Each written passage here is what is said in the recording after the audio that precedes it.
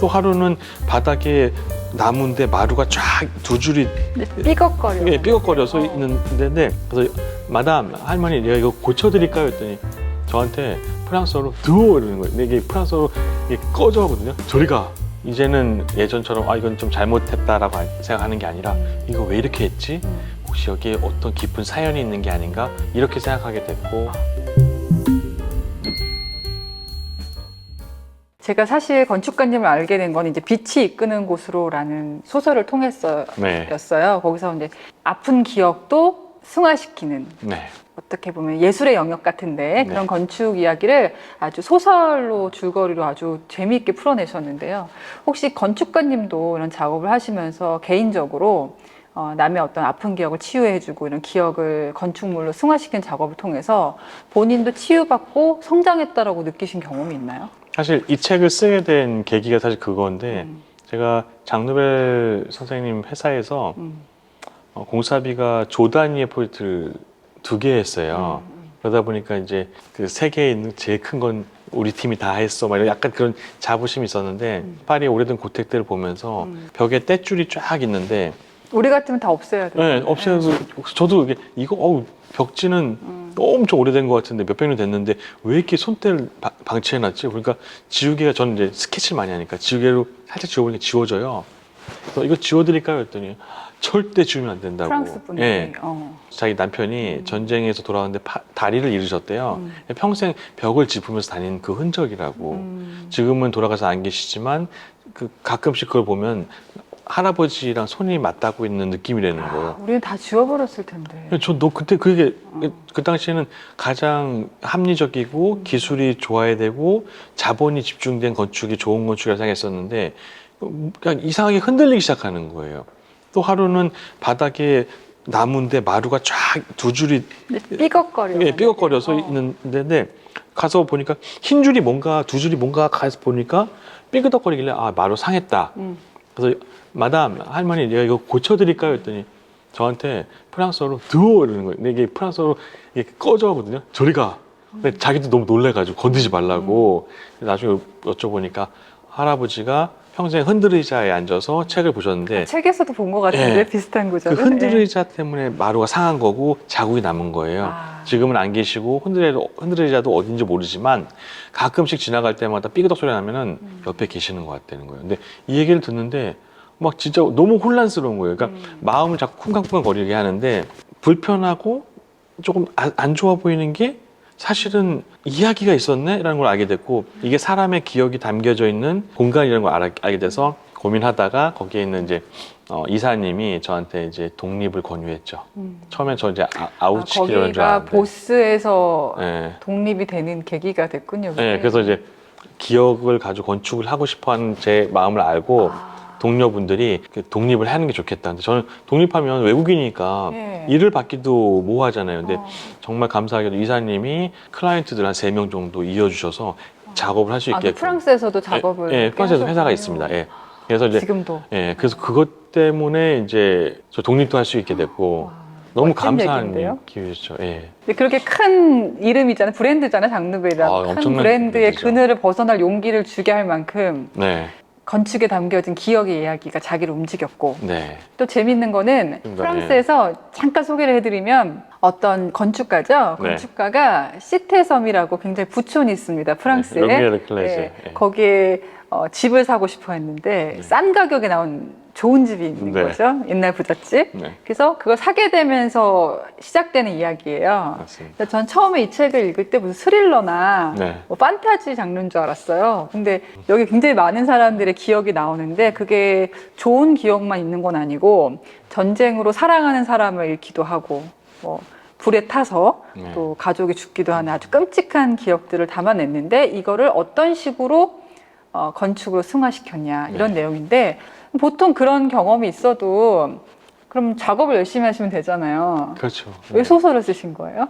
이 이야기들을 제가 듣고 나서 파리 오래된 고택 총 제가 200통의 편지를 보냈고 60편 정도의 답변이 왔고 38개, 6개, 8개 정도의 주택을 집중적으로 인터뷰를 했어요. 편지를 보낸 이유는 고택이 집에 사는 사람들의 궁금해졌어요. 그러니까 제가 장로별에 일하다가 몸이 좀 아파가지고 병가를 내서 한 달 동안 쉬면서 할 일이 없으니까 샌드감에 앉아가지고 바게트 뜯고 있다가 시대섬에 어떤 노인이 오래된 고택의 문을 열고 나오는데 그 장면이 영화 같았어요. 궁금해지더라고요. 저 사람 도대체 어떤 집에 살고 있는 거지? 겉에서 보면 100년 네. 된 집이구만. 제가 한국에 있을 때 전통건축을 전공했어요. 그러다 보니까 여기 오래된 고택들도 조사해서 비교해서 논문 한번 써볼까? 그땐 진짜 아주 단순한 생각이었고 조사하다 보니까 너무 가슴을 울리고 가슴 아프고 막 저도 막 눈물 흘리고 그랬거든요. 얘기 들으면서. 오래된 집이니까 네. 오래된 기억들이 있었을 테고. 그래서 그 얘기를 듣고 감동받은 걸 저희 이제 알랑 선생님한테 은사님한테 얘기를 했죠. 했더니 선생님이 보시더니 야 이거는 글로 쓰자. 야 파리가 너한테 메시지를 전달해 줬는데 네가 메신저 역할을 안 하면 안 된다. 너는 사명이다. 파리 시민도 파리 건축가들도 모르는 얘기인데 너만 갖고 있으면 안 된다. 그건 죄다.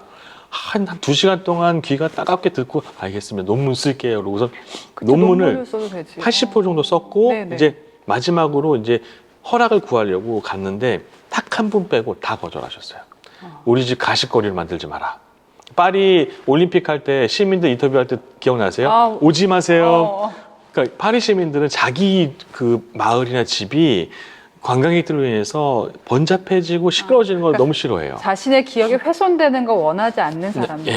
네. 그래서 아무리 설득해도 안 됐고 그래서 돌아와서 선생님 안 된대요. 그냥 포기하시죠 했더니 커피 한 잔 마시면서 야 그러면 익명성을 보장할 방법이 뭐가 없을까? 소설. 그러다가 제가 호망? 그러니까 소설? 이렇게 선생님이 그래 소설이다. 저는 선생님이 쓰실 줄 알았죠. 제가 프랑스어 소설을 쓸 수는 없거든요. 그래서 제가 자료 다 드리겠습니다 했더니 선생님이 그걸 왜 나 주냐? 네가 써야지. 제가 한숨을 푹 쉬면서 제가 프랑스어를 아무리 유창하게 한들 논문까지는 쓰겠으나 소설은 다른 영역입니다. 못 씁니다. 그때 가만히 있으니 그러면 한국어로 써라. 언젠가는 이것이 다시 파리로 돌아올 거라는 확신을 하셨고 여차여차하다 잘 안 됐는데 새로운 출판사 만나서 갑자기 또 많은 분들이 사랑해 주셔가지고 영국에 있는 굉장히 큰 출판사랑 계약이 됐고 이제 곧 프랑스어도 이제 번역이 될 것 같습니다. 우리 영국 한번 갈까? 프랑스도 가고. 너무 좋을 것 같습니다. 어떤 건물 지으셨는지도 되게 궁금한데. 네. 일단은 지금 기억이라고 표현하셨지만 사랑인 거죠. 그게 맞습니다. 아팠던 기억이었던 좋았던 기억이었던 그 기억을 함께했던 사람에 대한 사랑이 있기 때문에 그걸 유지하고 싶은 마음이 아닐까 맞습니다. 싶은데 제가 좀 읽어드릴게요. 프랑스화가 제게 알려준 것이 있습니다. 건축가가 조금 부족한 공간을 만들면 그곳에 사는 사람이 나머지를 추억과 사랑으로 채운다는 겁니다.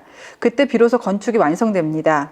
야, 이 문장을 읽고 정말 많은 생각이 들었는데 건축가님도 이제 공간 설계하실 때마다 그런 것도 항상 마음에 갖고 계실 것 같아요. 네, 항상 염두에 두고 네. 이 공간도 사실 조금 부족하게 만드는 이유도 결국에는 여기 오시는 분들이 마음으로 추억으로 기억으로 채울 걸 예상하기 때문에 최대한 조금 덜어두려고 많이 애를 쓰고 있습니다.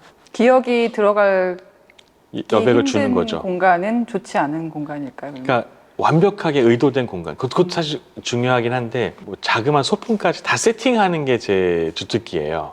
인터뷰를 하고 오래된 고택을 보면서 그건 내 역할이 아니라 여기에 공간에 이용하시는 분, 이 공간에 발길을 옮기시는 분들이 채울 영역이었구나라는 걸 나중에 알아서 가구도 조금은 부족하게 제안 드리고 이제 하게 되었죠. 이런 경험은 이제 왜 대학 가서 건축 전공하고 그러신 분들 있잖아요. 네네. 공인된 교육 안에서는 해보기 힘든 경험이네요. 맞아요. 해보기 힘들고 사실 접하기도 쉽지 않습니다. 프랑스 사람들도 이런 내용들을 몰랐으니까요. 저는 뭐 건축 일을 한 사람도 아니고 전문가도 아니잖아요. 네. 근데 저 같은 일반인도 어떤 건축을 경험했을 때 새로 태어나는 경험을 할 때가 있는데 저는 개인적으로 안도 다다오 너무 좋죠. 건물을 갔을 때 그 생각을 해봤었어요. 겉에서 봤을 때는 노출 콘크리트 되어 있어서 생각보다 볼품이 없더라고요. 근데 들어가면서 굉장히 복잡하게 동선을 풀어내는 건축가잖아요. 그렇죠. 막 미로 같은 공간을 지나오고 네. 또 아주 거친 벽을 여러 번 마주하고 지금 조수빈 큐레이션에서 가끔 이제 공간에 대한 얘기를 하지만 저도 그전에는 예쁜 공간 네. 멋있는 공간 위주로 했는데 이래서 건축가분들이 하시는구나 작업을. 혹시 비슷한 경험 있으실까? 어떤 내가 건축물을 딱 보고 네. 달라졌다. 예를 들면 이제 제가 군산에 만든 공감선유라는 이제 미술관이 있는데 소방관께서 어느 날 오셔가 저한테 카페를 만들겠다고 하시더라고요. 그래서 제가 클라이언트 분들께 한 10분 중에 한 3분 정도한테는 그거 하지 말라고 말씀드려요. 그러니까 망합니다. 제가 근데 왜 카페 하시려고 하세요? 했더니 내가 평생 소방관으로 물로 사람을 살렸는데 은퇴하고 나서도 물로 사람하고 힐링하고 같이 함께 하려면 내 머릿속에는 카페밖에 없더라. 근데 그 얘기를 듣는 순간에 가슴이 또 뛰기 시작하더라고요. 그래서 그럼 이분의 이야기를 공간으로 만들어야겠다. 근데 이분이 그 얘기를 해주시는 거예요. 자기는 운이 나쁜 사람이래요. 80년대 때 대학을 졸업했는데 취업에 실패했어요. 있을 수 없는 일이거든요. 그 당시에는 뭐 요즘에 취업이 어렵지만 그 당시에는 취업이 10개씩 막 한 번에 됐단 말이에요. 근데 취업이 안 되고 뭘 해도 다 안 되는데 뭐 소방공무원 하나가 있길래 응모했는데 된 거예요. 미달이어가지고 됐어요. 결국에는 원하는 길을 못했지만 운명처럼 소방관의 일을 하게 됐고 사람을 살리면서 보람됐다는 거예요. 그래서 이분이 저한테 뭐라고 하셨냐면 사람이 바라는 길과 가야 되는 운명의 길이 엇갈려 있다고 생각해요. 근데 그 엇갈림 속에 아름다움이 있고 풍요로움이 있습니다. 내가 원하는 대로 되지 않는 네. 삶에 해답이 있다. 그래서 그 얘기 듣고 회사 와가지고 직원분들한테 팀원 모아놓고선 자 우리는 원하는 길과 운명의 길을 엇갈린 공간을 만들 거예요. 그러니까 다들 이제 머리 뻥 터져가지고 이 밑에서 일하면 힘들 것 같아요. 근데 결국 해결했습니다. 네. 그래서 그 공간들은 어떠냐면 바라다 보이는 길 방향하고 실제 걸어야 되는 길이 다 엇갈려 있어요. 미로처럼. 그럼 그 기존의 건축 철학으로는 설명할 수 없었겠네요. 없었죠. 동선의 네. 효율적인 관점에서 봤을 때. 동선 효율성 없고 그리고 근데 오히려 그렇게 만드니까 네. 나지막한 언덕 위에 3동의 건물인데 언덕 올라가는데 1분도 안 걸리는데 15분, 20분 동안 걸어가게 되는데 그게 걸어가면서 꽃도 만나고 생각할 대나무 거리만. 숲도 만나고 잠시 머물러서 묵상도 하게 되고 그러니까 다양한 게 생긴 거예요. 내가 원하는 길이 아니라 운명의 길이 엇갈려 있지만 그 길로 가면 내가 전혀 예상치 못한 인생의 다른 면을 보게 된다. 이걸 함축적으로 만들었고 지금 엄청 많은 사람들이 오세요. 제가 안도다더 건물 봤을 네. 때 비슷한 느낌이었거든요. 영광입니다. 이렇게 네. 가도 되는데, 네. 저 군산 나중에 가볼게요. 네. 이렇게 가잖아요. 네. 진짜 효율적인 관점에서 보면 엉망인 그렇죠. 건물인데, 네. 그 말도 안 되는 길을 가다 보니까 이런 모습도 보이고 저런 모습도 보이고, 이 공간도 보니까 여기서 여기까지 가는 공간 동안 네. 상수리 나무를 또 다르게 볼 수 중심으로 해서 있죠. 굉장히 여러 가지 풍경을 만든 거, 그 많은 경험을 주고 많은 생각을 하게 하는 게 좋은 건축물이다라는 생각이 들었고, 저는 이 구절도 좀 제가 따로 메모를 해놨는데요. 이걸 읽어주실까요? 그냥 그게 나을 것 같아요. 제가 그 이 글씨를 읽으실 수 있을지 모르겠네요. 네. 그동안 내 믿음대로 작업해왔던 건축은 그저 돈을 벌기 위한 수단이었다. 하나의 작업이었을 뿐이다. 그러나 프랑스와에게 건축은 사랑하는 여인의 마음을 치료하는 약이었고 그녀의 기억을 지켜주는 안식처였다. 그 소설 속에서 보면은 네. 그 불이 나서 가족들을 잃은 네. 여주인공이 네. 몸이 또 엉망이 됐잖아요. 맞아요. 막 다 네. 녹아내리고 화상도 입었는데 그를 사랑하게 된 프랑스와가 네. 굉장히 건축적으로 풀어내는 거예요. 말씀하신 것처럼 뭐 아이들의 손때가 묻어있는 난간이라든지 풀밭이었나요? 그 네. 잔디였나요? 허브, 예. 허브를 밟는 그 경험. 집 안에다가 네. 그 허브를 밟을 수 있는 말이 안 되죠 사실. 거실을 굉장히 불편하죠. 거실을 허브를 심는 공간으로 그런 식으로 풀어낸 부분. 이 굉장히 그 소설을 읽으면서 이거 읽다 보면 굉장히 감동적인 거예요. 어떻게 보면 이 구절이 백희성 건축가님 또 많은 좋은 건축가님들이 생각하는 것과 같지 않을까 결이 어떻습니까? 기능의 편리함을 무시하는 사람은 아니지만 기능의 편리함을 뛰어넘는 그 무언가 뭉클한 공간들이 있다고 생각해요. 그리고 그런 공간들을 파리의 오래된 고택들 통해서 직접 눈으로 확인했고 이걸 쓸 수밖에 없었죠. 그리고 저의 건축관도 많이 바뀌게 됐고 이제는 예전처럼 이건 좀 잘못했다라고 생각하는 게 아니라 이거 왜 이렇게 했지? 혹시 여기에 어떤 깊은 사연이 있는 게 아닌가? 이렇게 생각하게 됐고 그러다 보니까 세상의 모든 사람들의 이야기들, 공간에 담겨져 있는 스토리들 이런 것들이 정말 따뜻하게 다가오더라고요. 그러니까 단순히 건축을 넘어서 공간이 뭐 사람의 감정을 치유할 수도 있고 또 저는 그렇게 믿습니다. 기억을 담아낼 수도 있고 아 그렇구나 나도 몰랐네 굉장히 강렬하게 다가왔던 문장이었습니다. 이 책을 읽고 나니까 집에 예를 들어서 화분에 막 불을 준 거예요 제가. 예. 그래서 마르고 좀 썩었어요. 근데 예. 항상 눈에 거슬렸거든요. 근데 그거조차도 우리 5살짜리 아이랑 일어난 일이니까 물 그 뿌리개를 추억이 하면서 남겨져 있죠. 공간을 바라본 눈이 많이 달라졌다는 생각이 들었습니다. 자, 이 공간도요, 지금은 아직 미완성인데요. 점점 언젠가는 또 많은 분들의 기억으로 채워질 것 같습니다. 이 공간을 비롯해서 백희성 건축가님이 앞으로 지어낼 건물들, 또 이 소설을 읽으시는 분들, 어떤 기억을 가져가셨으면 하십니까? 제가 이제 기억을 주제로 작업을 하다 보면 클라이언트 분들께서 난 좋은 기억 없어요 이렇게 얘기하시는 분 엄청 많으세요. 나는 뭐 얘기할 만한 기억 없고 그냥 아유 나 그런 거 필요 없어요 이렇게 얘기하시는 분들이 많은데 그건 사실 기억하지 못하는 것 뿐이고요.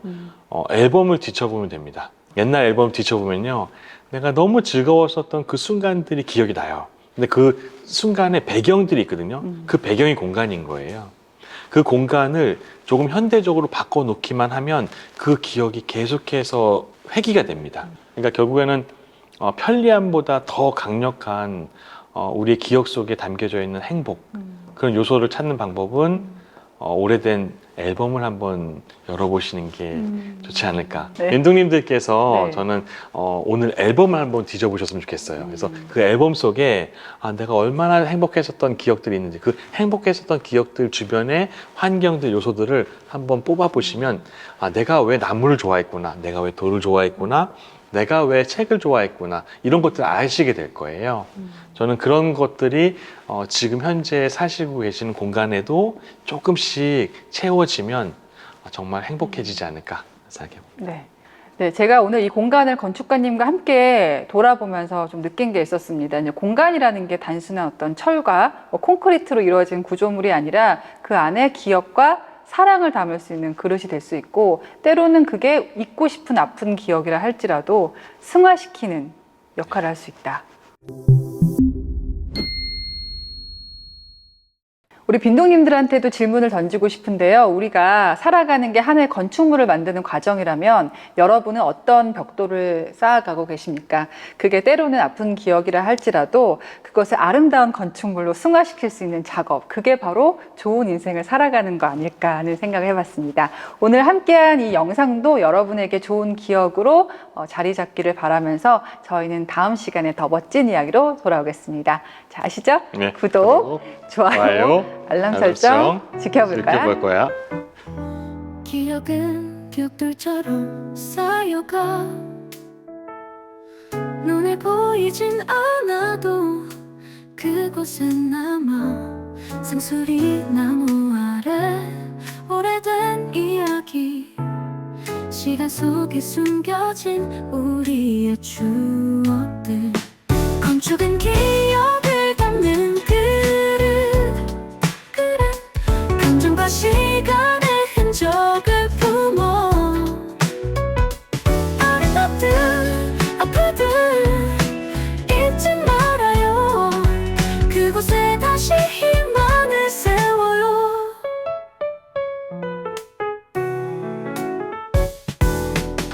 성경의 구루터기 겸손하게 비워둔 공간의 의미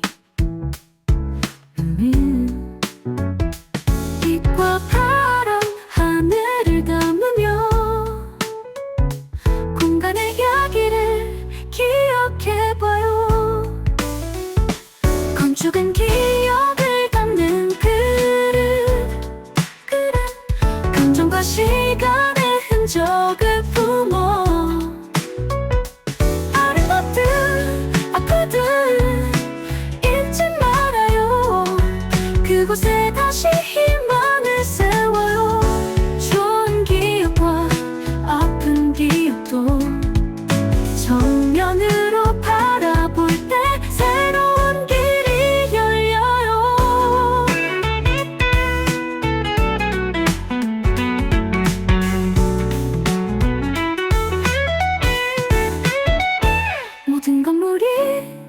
남겨주는 여기 그곳에 남겨진 시간의 흔적들 좋은 기억도 아픈 기억도 그 위에 사랑과 희망을 짓는 거죠.